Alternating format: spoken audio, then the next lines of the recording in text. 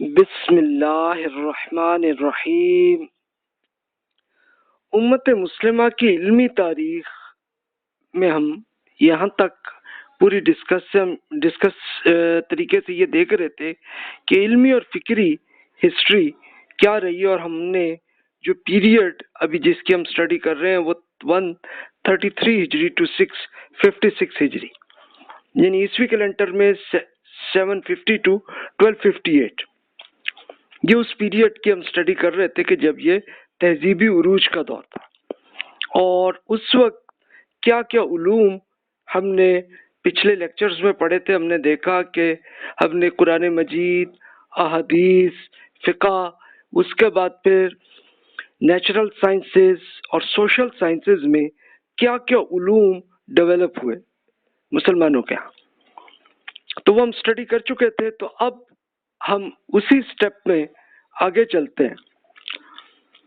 ایک بار وہی back ground یاد کر لیجئے گا کہ یہ بنو عباس کی خلافت تھی جو 132 ہجری میں بنی تھی، اور 246 تک بڑے عروج ہو رہی تھی پولیٹیکل معاملات میں، لیکن اس کے بعد ان کا زوال شروع ہوا 246، اور پھر مختلف علاقائی سلطنتیں بنی، اور وہ مختلف ایریاز، اسپین، شمالی افریقہ، ایجپٹ، پھر اسی طرح یمن، ایجپٹ، شام، عراق، ترکی، ایران، اور پھر اسی طرح خراسان، سندھ، پنجاب اور انڈیا، یہ سارے ممالک میں الگ الگ سلطنتیں بن گئی تھیں۔ یہ ایک ہی دن تو نہیں ہوا، 246 ہجری میں ایک دم تو نہیں ہوا، لیکن آہستہ آہستہ ہونا شروع ہوا ہے۔ اور 656 ہجری میں جب یہ بنو عباس کی خلافت جب بالکل ختم ہو گئی تھی، اور اس وقت بالکل ڈیزاسٹر ہوا تھا، تو یہ بالکل آپ کا یہ خراسان کا ایریا جو ازبکستان، تاجکستان، پھر وہاں سے لے کے ایران، عراق، شام تک پوری تباہی تو کر دی تھی منگولوں نے۔ تو یہ جسٹ ایک بیک گراؤنڈ کے طور پر جو ایک پولیٹیکل ہسٹری رہی ہے، تو یہ تو ہم نے بہت ڈیٹیل سے پڑھی تھی، تو بس ایک اوور ویو میں عرض کر رہا ہوں۔ تو اس میں اگرچہ پولیٹیکلی یہ الگ سلطنتیں تو بنی، لیکن مسلمانوں کے ہاں عروج کے اس لحاظ سے بھی رہا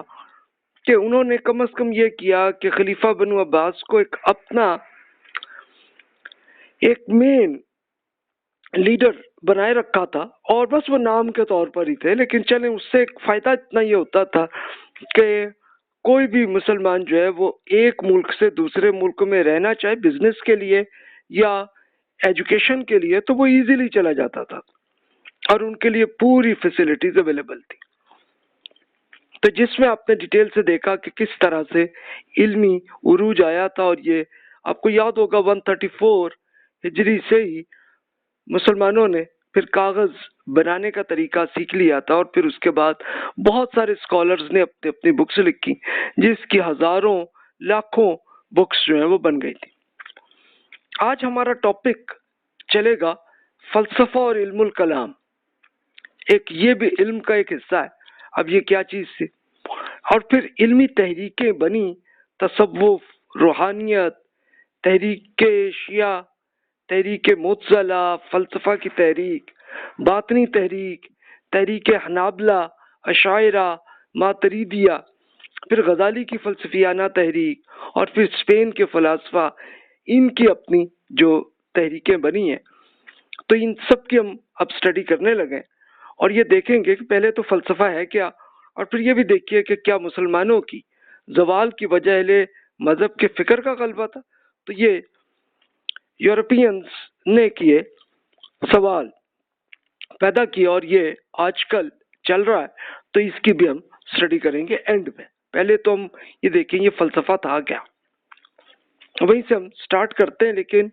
اس سے پہلے ہم قرآن مجید میں جو اللہ تعالیٰ کے ارشادات تھے، اور رسول اللہ صلی اللہ علیہ وسلم نے جو ارشاد فرمایا تھا، تو اس سے یہ آئیڈیا ہو جائے گا۔ فلسفہ تو سمپلی یہی ہے کہ غور و فکر کرنا۔ اگر اتنی بات تھی تو اس میں تو بہت ساری سائنسز وہ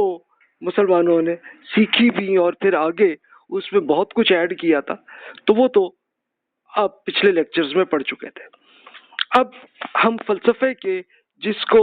الہیات کا فلسفہ، اس پہ ہم بات کرتے ہیں، لیکن پہلے قرآن مجید میں دیکھیے اللہ تعالیٰ کا ارشاد ہے، بسم اللہ الرحمن الرحیم، هو الذی انزل علیک الکتاب منہ آیۃ محکمات ہن ام الکتاب واخر متشابہات فاما الذین فی قلوبہم زیغ فیتبعون ما تشابہ منہ ابتغاء الفتنة وابتغاء تأویلہ وما یعلم تأویلہ الا اللہ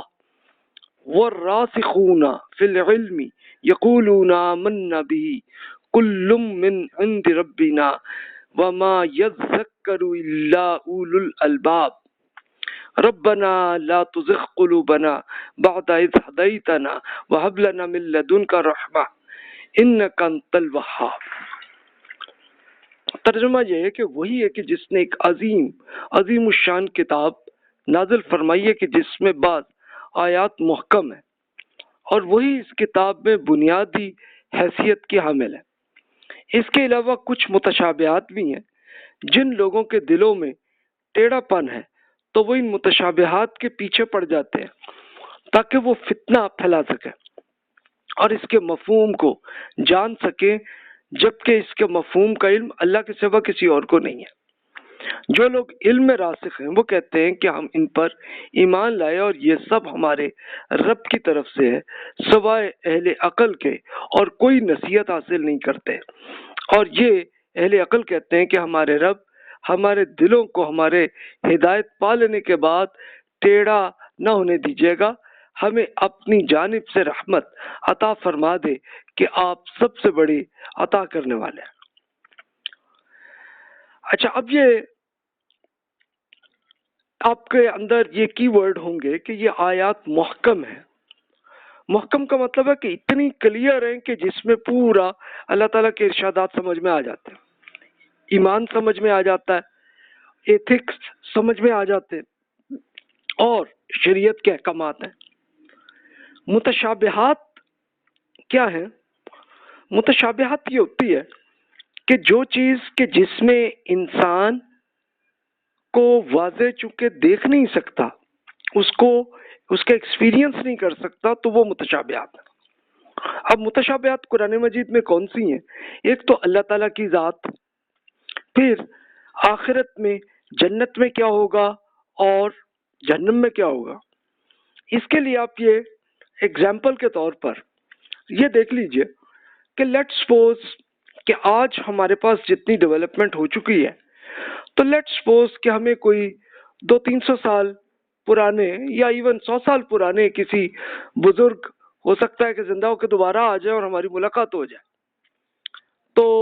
وہ ہم سے پوچھیں کہ بھئی تم لوگوں کے پاس جو ہے وہ کیا کیا فیسلٹیز تمہارے پاس اویلیبل ہے، تو اب ہم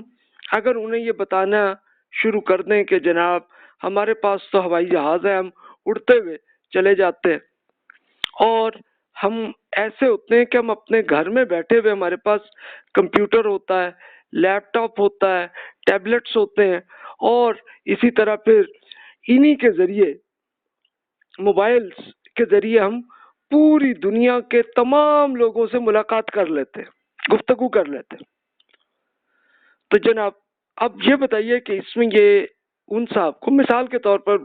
مرزا غالب صاحب سے ملاقات ہماری ہو جائے اور ہم انہیں بتا رہے ہوں، تو وہ تو ہم سے شاید لڑیں گے، وہ کہیں گے کہ بھائی تم لوگ کیا کہہ رہے ہو، یہ کیسے ممکن ہے کہ آدمی جناب 1 گھنٹے میں جناب اتنے 1000 کلومیٹر جناب کراس کر کے چلے جاتے ہو اور تم یہاں سے گھر میں بیٹھے کیسے بات کر سکتے ہو، یہ ممکن کیسے، اور یہ کیا چیز ہے، یہ کمپیوٹر اور یہ کیا چیز ہے، یہ موبائل، یہ کیا بلا ہے، ان کو پتہ بھی نہیں ہوگی، سمجھنا ان کو مشکل ہوگا۔ تو یہ ہے متشابہات۔ اب ظاہر ہے کہ جو آدمی اس زمانے میں جنہوں نے ظاہر ہے کہ وہ چیز دیکھی نہیں، ایکسپیرینس نہیں لیا، تو انہیں کیا پتا ہوگا، لیکن اب ہمیں اگر ان کو سمجھانا پڑے تو ہم پھر ان کو بتائیں گے کہ جناب ہمارے پاس وہ یہ جس طرح کا آپ کے زمانے میں یہ سمندری جہاز ہوتے ہیں نا، اسی طرح کے ایسے جہاز ہمارے یہاں بن گئے ہیں کہ جس سے ہم ہوا سے اڑتے ہوئے بہت جلدی پہنچ جاتے ہیں۔ اسی طرح ہمیں اگر کمپیوٹر بتانا تو انہیں کیا پتا کمپیوٹر کیا ہوتا ہے، تو ہم انہیں بتائیں گے کہ جناب ہمارے ہاں اس قسم کی ایسی مشین ہوتی ہے کہ جس سے ہم پوری دنیا میں ہر طرف سے گفتگو کر لیتے ہیں۔ اب انٹرنیٹ بتانا ہو تو انہیں کیا پتا انٹرنیٹ کیا ہوگا، تو ہم انہی کی کوئی ایسی مثال سے وہ واضح کریں گے کہ جناب یہ بالکل جیسے آپ اسی طرح آپ کی آواز چلتی تھی نا، آواز سے وہ دوسرے جو ہے وہ آپ ان کے کان میں پہنچتی تھی اور وہ سمجھ لیتے تھے، بالکل ایسے ہی اب ہمارے ہاں ایسی مشینیں ہیں کہ یہاں سے کہ ہم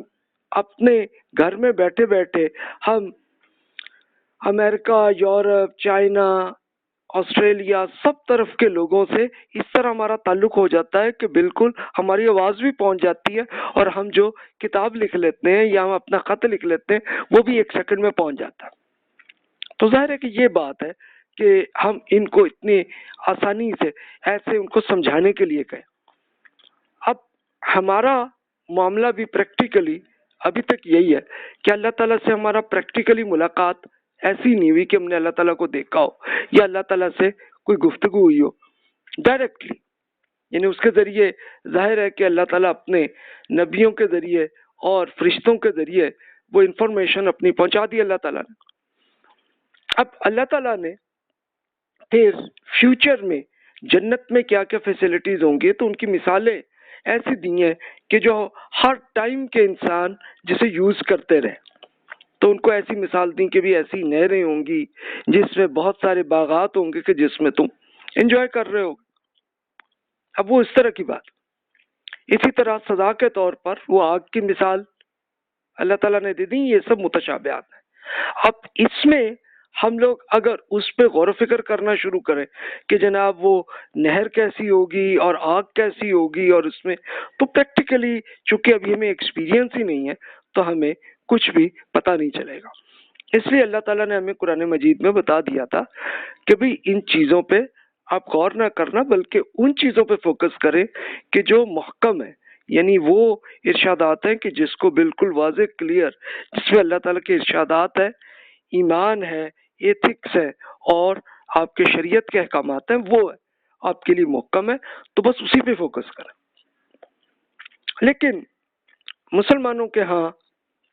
مسلمانوں ہی میں نہیں بلکہ دیگر اور انسانوں میں بھی یہی ہوا کہ یہی فلسفہ جو متشابہات ہیں اسی میں غور و فکر کرنے لگ گئے۔ اس کے ایک ایگزامپل دیکھتے ہیں۔ حضرت موسیٰ علیہ السلام کا ذکر قرآن مجید میں آیا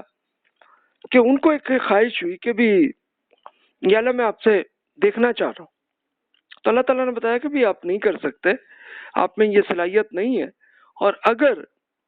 آپ کا یہ شوق ہے تو چلے میں یہ ایکسپیرینس کر کے دکھا دیتا ہوں اس پہاڑ کو، اگر یہ پہاڑ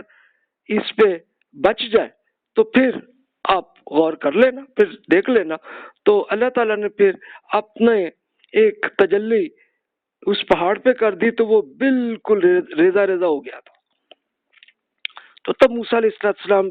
پہ اتنا خوف آیا تھا کہ وہ بے ہوش ہو گئے تھے۔ پھر اٹھے تو اللہ تعالیٰ نے بتایا ہاں بھی اب بتائیے آپ دیکھ سکتے ہیں؟ اللہ تعالیٰ کو کہا کہ نہیں جی یہ کنفرم ہے کہ میں نہیں دیکھ سکتا، تو بس جناب معذرت کر لی انہوں نے۔ تو یہ وہی بات تھی۔ اب رسول اللہ صلی اللہ علیہ وسلم نے اسی کو واضح کیا۔ ایک ایگزامپل کے طور پہ میں ایک حدیث عرض کر رہا ہوں جو ابو ہریرہ رضی اللہ تعالیٰ نے روایت کی ہے کہ رسول اللہ صلی اللہ علیہ وسلم نے فرمایا شیطان آپ لوگوں میں سے کسی کے پاس آ کر پوچھتا ہے آسمان کو کس نے بنایا، زمین کو کس نے بنایا؟ تو انسان کہتا ہے کہ اللہ نے۔ پھر وہ شیطان اسی طرح سوال کرتا ہے یہاں تک پوچھتا ہے کہ اللہ کو کس نے بنایا؟ جب وہ یہاں تک پہنچ جائے تو اس شخص کو چاہیے کہ وہ اللہ کی پناہ مانگے اور سوچنے کو ختم کر دے۔ یعنی جو چیز پریکٹیکلی نہ ہم نے دیکھا نہ جس کا ہم نے ایکسپیرینس کیا، تو اس پہ ہم اگر غور کرنے لگ جائیں گے تو پھر ہم بہت سارے کچھ شیاطینی جو آئیڈیاز ہیں وہ سارے کے سارے ہمارے اندر آ جائے گا اور ہم بڑے کنفیوز ہو کے رہ جائیں گے۔ تو اب یہ دیکھیے کہ یہ ایک اصل اللہ تعالیٰ نے اور رسول اللہ صلی اللہ علیہ وسلم نے اس پہ واضح کر دیا تھا، لیکن مسلمانوں میں بہرحال یہ انحراف ہوا کہ انہوں نے متشابہات میں پڑھنا شروع کیا، اور اس کی وجہ کیا ہوئی کہ اس سے پہلے اسپیشلی گریس اور انڈیا کے جو اس زمانے کے فلسفہ جو کرتے تھے تو وہ انہی چیزوں پہ غور کر رہے تھے، اس کی انہوں نے بکس بھی لکھ دی ہوئی تھیں، اور اس کا ترجمہ بھی مسلمانوں کے پاس آ گیا، تو انہوں نے اسی میں غور و فکر کرنا شروع کیا اور بحثیں کرنی شروع کی، اور اسی میں جا کے ان کے فرقے بھی بننے شروع